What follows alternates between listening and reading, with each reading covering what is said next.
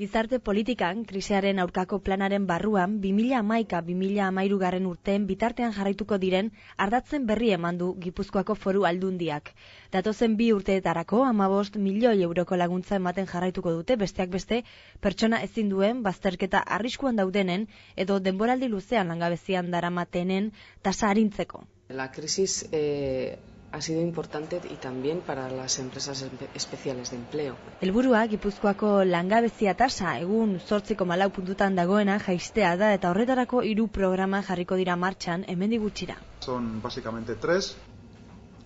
Uno es el programa Sendotuz, el segundo sería el programa Sarbideak y el tercero pues serían los convenios de inserción laboral para personas con discapacidad y riesgo de exclusión. Kopururik handiena jasoko duen planak 7 milioi euro eramango ditu.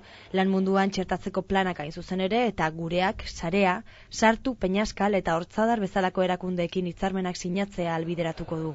Sarbideak programak hezkuntza eta formazioa, autoenplegua eta aldi baterako kontratazioa bultzatu nahi du. Azkenik, Sendotu programa enpresen arteko lehiakortasuna bultzatzeko jarriko da martxan. No podemos caer en la autocomplacencia porque tenemos también un número muy crudo con los números, con los datos que aporta el Ministerio.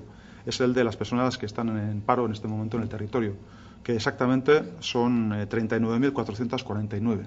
2010 urtean 5.000 pertsonek jaso zituzten Foru Aldundiak eskainitako laguntzak eta azken 10 urteotan laguntza hauen harira martxan jarritako enpresen 80%ek bizirik jarraitzen dute.